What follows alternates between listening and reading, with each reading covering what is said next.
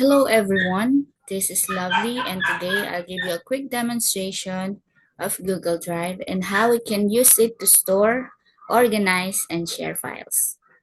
So first thing is to access Google Drive. To open up Google Drive, go to drive.google.com and then press enter. You need to sign in with your Google account. There you go. Yan, naka-ready na. Then next, of course, your password.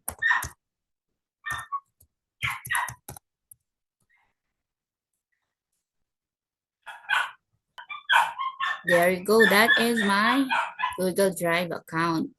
So I want to show you how to create folder. To organize your files, click New. Then, folder. Meron tayong shortcut, Alt-C, then F. But I prepare clicking this to show you. Yan. So, untitled folder, you can replace it with some name you want. I'll name this Mira folder. Then, create. There you go. Meron ka na new folder. So, click mo yan. Siyempre, wala pang laman. And that is how to create new folder. Next, I want to show you also how can you upload files. And then, click new. Same. Click new. And then, file upload.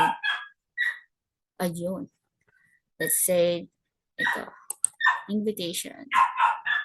You can click. Pwede mo rin siyang damihan by dragging. Ayan. Pero I prepare one muna. Ayan. To show you kung paano mag-upload ng files. Just open and then ayun. Finishing upload and then there you go. Nandito na siya sa inyong files. Ayun. Ito na po ang ating na-upload. Ayan. Oh, it's not for invitation, it's a video, I guess. Ayan. So, ganun lang po kung paano mag-upload ng files. And then, next, tuturo ko naman kung paano mag-create or gumawa ng docs, Google Docs, Google Sheets. Just click new again and then ayan, mamimili kayo dito kung ano ba yung gusto niyong gawin. Google Docs, Google Sheets. You will just click. Ayan. Ayan. Click natin itong Google Docs para makita natin. Ayan. Blank space siya. So, pwede natin siyang bigyan ng kuwari. Pangalan ka na lang. Ayan. Tapos, you can directly share it to your Google account. Ayan na lang din yung pangalan, no? Save. And then, done.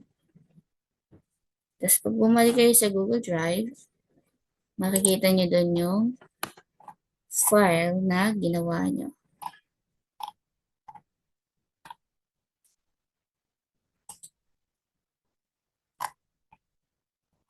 Ayun. See? You can create docs directly dun sa Google Drive para dun na rin masasave yung inyong file. So, ayan. Ito na siya. Click. Let's check kung ngayon ba talaga. Ayan talaga siya.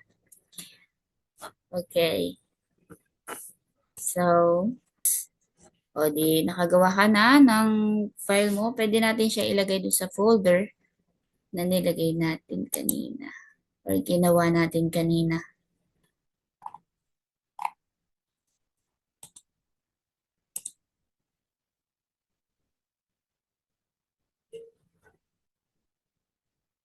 Ayan, pwede kayong, ito, sa Mira folder. And then, click Move. Ayun, tingnan natin yung folder. Let's see if nandito na yung, ayun, there you go. Ito na yung file. Nasa Mira folder na siya. So, ganun lang po. Mabilis lang po siya i-move. Then, paano naman kung mag-share ka ng files? Sharing a file. Ito, let's say ito ang ano. CSCPDS. Share. Yan. So, dito sa bar na ito, pwede kayo mamili kung saan yun. I mean, kung saan yung pupuntahan ng file na yun. Let's say ito, dito sa isa kong account. And you can just make them a viewer, commenter. Pag viewer, i-review lang nila yung inyong file. Kung commenter, they can comment. And then kung editor, pwede silang mag-edit. So, I prefer editor para pwede nilang ma maayos yung file na isasubmit ko or isasend. So, next lang. Ayun. Isasend na yun, no? Ganun lang po yung pag-send ng files or pag-share ng file. So, ayun lang po yung mga basics na pwede niyong gawin sa Google Drive. And that ends my video demonstration on Google Drive. I hope you learn how to create folders, upload files, organize documents, and share them with others. These basic features are very helpful for us, teachers, learners, and anyone who wants to work efficiently online. Thank you for watching and have a nice day.